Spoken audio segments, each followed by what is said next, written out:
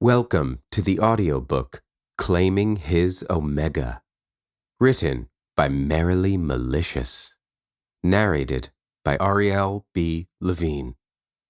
Chapter 1. Emma Winters. What to wear? What to wear? I pondered that great mystery as I dug around my backpack looking for something clean. My name is Emma, and I'm a runt, an Omega runt from the New Moon Pack. I've been on my own since I was 13. I was abandoned as a small pup and shuffled around from one foster family to the next until I ran away from my bitch of a foster mom. I'm doing great despite my rough start. I'm proud of the things I've accomplished on my own, especially since it's been an upward struggle. I've got a sweet little studio. Okay, to be honest, it's not that sweet. It's pretty dingy and in a bad area, but it's mine. I worked hard for my home. I've worked hard for my grades. I've worked hard for my tech toys. I've worked even harder to make a name for myself. I'm not letting my struggles get me down. I work odd jobs, mostly online, to buy what I need, and I don't need a lot. I'm currently in high school, my senior year. Grades are stellar. It's kind of a secret, but I'm actually really smart. No one would guess that I'm in the top 5 students at my school. I don't have any friends, and that's fine. It's not like I need them. I would like to have them, but it is what it is. I'm mostly isolated from other students, partially from some asshat who's been targeting me since high school started, and partially from self-isolation. But that's fine too. I mean, screw it, it's not like I have that much longer to go. I just need to make it to the end. Most Omegas just end up in dead-end jobs or working for the pack doing menial jobs. But not this girl, nuh-uh. I have big plans. My thing is information technology. I'm good with a wide range of technical skills, but my passion is security. Someday, I'm going to use these skills of mine to climb the ranks in my pack and score myself some sweet jobs sitting on my ass. Packs are big on security. Ever since the big war a century ago, humans, werewolves, lichens, and other shifters have been living in a comfortable truce. With technology advancing daily and cameras everywhere, it was impossible for shifters to remain hidden, and eventually we were outed. It didn't go well at first, but it all turned out all right in the end.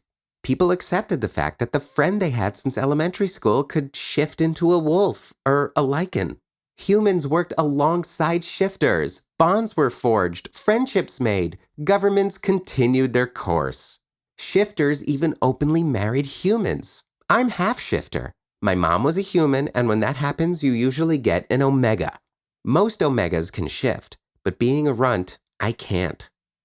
The world mostly stayed the same, with the exception that shifter territories have been established. It's like an extra government within the government. Alphas are our pack leaders and control shifters in that territory. We don't even have rogues anymore. They just blended into territories or created bonds amongst themselves with humans.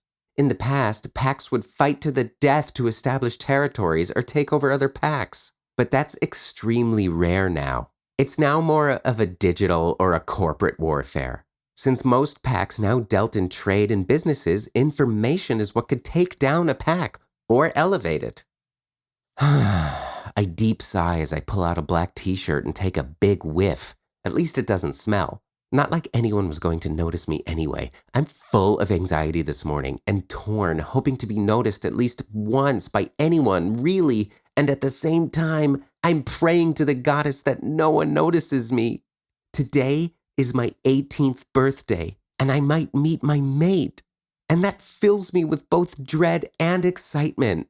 I don't know if I'm getting a male or a female mate, but since I'm bi, I really don't care which one I end up with. My whole life, I've hoped to meet my mate. Someone to love and to love me back. Someone to chase that deep loneliness away, and maybe eat ice cream with me in a blanket fort. But at the same time, I know the chances of being rejected are high. I'm an Omega runt. It's not like anyone is lining up to hook up with Omegas. I have other shit going for me. Not height, definitely don't have that. I'm 5'3" and small. I have squeezed myself into places trash pandas couldn't get into. I wouldn't say I'm curvy because I'm not, but I'm sporting a B cup and a little bubble butt with a flat belly, so I'm good. I'm obsessed with my boobs, but what girl isn't? You girls can't tell me you haven't felt your own boobs up at one point or another. Don't lie. My hair is brown, medium length, and clipped short on the sides, and it pairs well with my hazel eyes and light skin. I've got that straight-up sharp nose, perfectly proportioned over my thin yet shapely pink lips. Overall, I don't think I'm too bad to look at. I'm not winning any pageants or anything because I'm not the most feminine, but I'm not going to be beat back with a stick either. I'm comfortable in my own skin. I grabbed my black t-shirt and skinny jeans and throw everything on. With a sigh, I pull on my beat-up Converse. The bottoms have finally worn through. I'll need to buy another pair of shoes later. I grab my phone, backpack, an oversized hoodie, and I leave my little studio. If I'm early enough, I can score some of that sweet free breakfast at school. Chapter 2. Gamma Aldrich Harker. Aldrich. My day started off okay. Alarm went off on time, had enough time to jack off in the shower, clothes neatly pressed, hair under control, breakfast satisfactory. A Gamma's job is stressful, but I love it. I'm head of the PAC's military and security, the enforcer and executioner. I wasn't raised into the position as the Alpha and Beta were. I met Alpha Brody Williams and Beta Miles Delgado when they were just heading out of college, and they sent me over from the council to help with some security issues. I thought they looked like douches, frat boys with too much money and time, the whole popped collar and gelled back hair. I just wanted to get my job done and get the fuck out of there. It had been a rough start with the three of us since I tend to be serious, introverted, and a loner.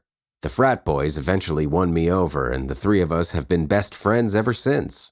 The commitment they have to each other as friends and brothers is as loyal as it can get, and I admired that they would die for each other and anyone else in their pack. They are serious about their pack and their responsibilities, and they're the only ones that can give me any type of challenge in a fight. Barely, but close. My respect for them is high, and they give that respect right back to where they have included me in their tight circle as brother. When they ask me to stay on as Gamma, I couldn't say no. It's a sweet job.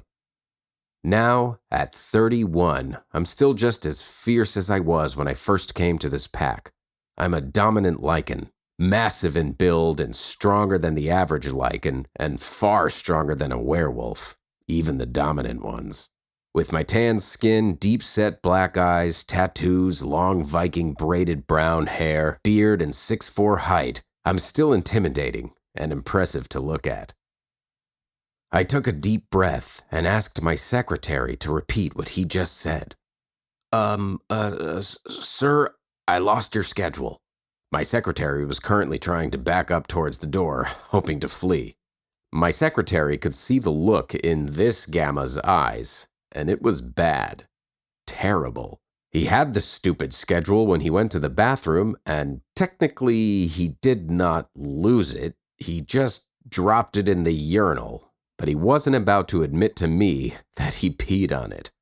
I had ordered him days ago to transfer his schedule to a digital device, but he forgot. You lost my schedule? My very, very important can't live without schedule? My secretary refused to meet my eyes and shifted his feet nervously while taking a step backwards. Yeah, that one. But it should be fine since you have nothing going on this week. He lied as he looked down and took 2 more steps back towards the door. This asshole. Didn't I have a meeting today? I asked. I know I sound irritated. I am irritated. Why is he even working here? How the fuck did you even get this job? They owed my dad a favor and asked Alpha Brody to give me a job since I failed warrior school. 1 more step back. And I was the lucky bastard that got stuck with you, I asked. Sorry, sir. Can I go to lunch now? Asked Secretary whatever his name was. He was currently hanging on to the doorframe. I know he can hear my deep sigh from the door he's trying to escape from. I looked over at the time, 8 a.m. Seriously? Lunch? Yeah, just go. And for the love of... don't come back. Ever. I rub my hands over my face, hoping I have a backup somewhere with my schedule. I'm probably going to have to wing it this week. I sit here for a minute, contemplating all the different ways I can make my secretary's death look like an accident before sitting up and grabbing the files on the top of my desk. I flip the top file open and read the name at the top. Emma Glitch Winters. I had asked the HR manager weeks ago to headhunt for my new cybersecurity department, and I was interested in this girl. Very interested. She didn't have any formal education and was still in high school, but graduating very soon. She has already made a name for herself. Hackers, gamers, and small businesses knew her as Glitch. Orphan, homeless, no ties to family or friends. She was perfect. I had sent some of my men to watch her, and so far, I'm liking what I hear. She keeps to herself, is shy and reserved, works hard, is intelligent, and blends into the background. Like I said, she was perfect. I'm even digging the way she looks. I've looked at her pictures countless times. She has a whole vibe going on. A bit androgynous, yet still feminine. In most of the pictures she sent to me, she has a hoodie pulled low over her face, but the ones where her face is clear, I couldn't help but admire. A perfect bone structure under flawless skin with sharp, intelligent eyes. I take a big stretch and get up from behind my desk. Time to snag a little omega. Chapter 3. Rejection. Emma. My wolf Abby is agitated for some reason. Not that Abby wasn't usually agitated. She got herself worked up over anything and everything. She was my drama mama, but she seemed to be a little more anxious than usual. Talk to me, Abs. I slow down and try to give her my full attention. I don't know. My skin feels itchy. You know itchy is bad. Can we skip? Abby asked hopefully. I'll stay low today. It'll be fine, I respond. I put my earbuds back in and crank up Boy Harsher, one of my favorite bands. I will not lie, that worried me. Itchy was usually a bad sign. It was her internal security system, and it's never failed us. I decided to go into the school through the side door closest to the cafeteria and hunkered down near the exit after grabbing some French toast sticks. French toast sticks with maple syrup is life. I sit here thinking about itchy Abby. It could be nothing. I hope it's nothing, but chances are if itchy happens in school today, it was going to involve Jake Alderat, the asshole that's been the bane of my existence since starting school. The first time I saw him, I thought he was hot as hell. Sky blue eyes, jet black hair, muscular, and an ass that every female took notice of. He was a warrior in training, hoping to work directly under the Gamma one day, and coming from a good family that could probably bribe their way in. It really surprised me when he noticed me, and I was naive enough to believe he actually liked me. And he seemed like a really nice person. Jake wasn't really my type since he was a pretty boy, but I still liked him. He gave the impression that he was soft-spoken and gentle, but I found out quickly that it was a lie.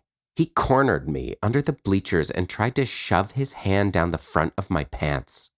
I still get nauseous thinking about his hot nacho breath panting in my ear while telling me he was doing me a favor. A runt like you doesn't have a lot of options, so don't fight me.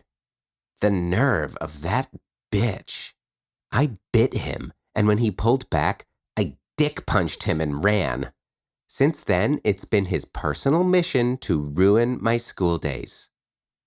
I look over at the time and see it's already 8. Classes will start soon, so I got up and dumped my trash and headed to my locker. I feel antsy with butterflies in my tummy, and not the good kind, the uneasy, makes you want to poop kind. I'm wondering, maybe I forgot something. So I lift my arm and sniff my pit. Deodorant? Check. I slid into my classroom and made my way to the back corner before anyone else came in. Students finally piled in to sit down.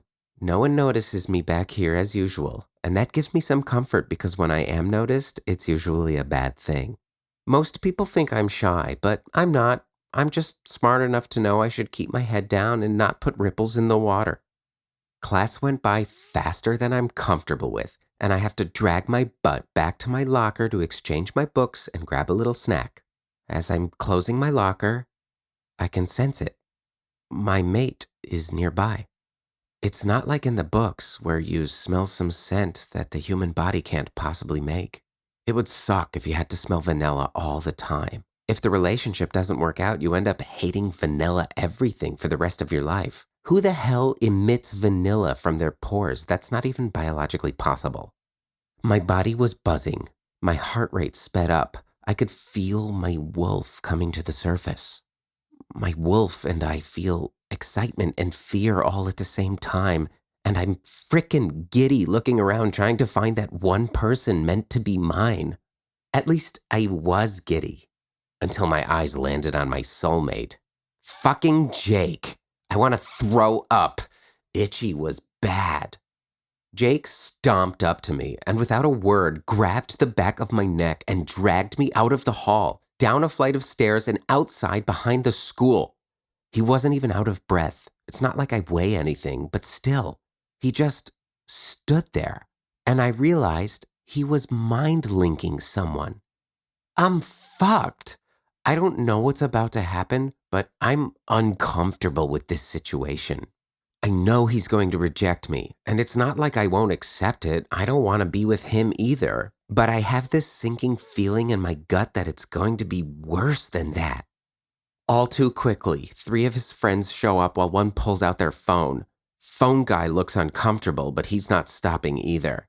I have a bad feeling this asshole is going to film whatever the hell is about to happen. Jake turned to me with a look of disgust. He was panting as if he were trying to hold his rage in, and I'm just waiting for the fallout. I should probably run, but I'm nowhere near as fast as these guys, and I'm sure things will get worse if they have to catch me. I could never, would never be willing to be mated to a runt. I don't know what the goddess was thinking, but this is fucking ridiculous. I have standards. I can't be seen with someone like you. Fuck you maybe, but never mark you. I'm going to make sure you'll never be able to tell anyone I'm your mate. He started laughing as if this whole situation was really amusing before bending down so he was eye level with me. Today's your birthday, right? I can't leave you without a gift. What kind of mate would I be? He asked. He stood back up and reached above my head as if he was going to pet me before violently grabbing the top of my hair in a vicious grip. It felt like he was trying to scalp me when he yanked me forward. I, Jake Alderott, reject Emma Winters. And with that, he pulls his fist back and smashes it into my face. I hit the ground, painfully. It felt like my whole jaw just came loose. Jake straddled me, and I couldn't breathe while he continued to punch me in the face. When he finally had enough, he turned to his friends and told them they could have me. He reached over and grabbed the phone so his friend could join in. I tried to crawl away, but my head felt heavy. I made it a couple of feet before the first kick hit my side. I tried to roll over into the fetal position. Maybe I could protect my ribs, but the kicks continued to rain down. I felt dizzy and nauseous. I don't want to cry, but I am. I can hear Jake cackling away while filming. The pain radiating out from my spine is intense, and I'm pretty sure I just felt my shoulder pop out of place. The kicking and stomping just went on, and I'm not sure I'm going to stay awake for all of it. My whole body feels like it's going numb. My hand is stomped on, and that's the one that has me screaming. I can feel my fingers snap. Finally, they stopped. The 4 of them stood over me, and I thought that was the end until one of them gripped the top of my pants and yanked them down. Jake is yelling at them to hurry up and fuck me. I'm trying to fight back, but I can't even move. My heart feels like it's going to explode. I could feel my legs being jerked open, and I can't do shit. I can't even shift. I feel fucking worthless. The feel of his hands on my knees makes my skin crawl. I'm not sure who just climbed on top of me. I can't even open my eyes. I can hear him taking off his belt, and I swear I'll never be able to hear that clanking sound again without getting sick. I could feel myself losing consciousness. My head feels full of static. And under all of that, rage. I want them dead. All of them. If I survive this, I'm coming for them. Out of nowhere, I hear a roar loud enough to shake the surrounding trees. It was a roar filled with possibly more rage than what I'm currently feeling. Rapey guy number 1 jumps off me, and I hear the 4 of them screaming in fear.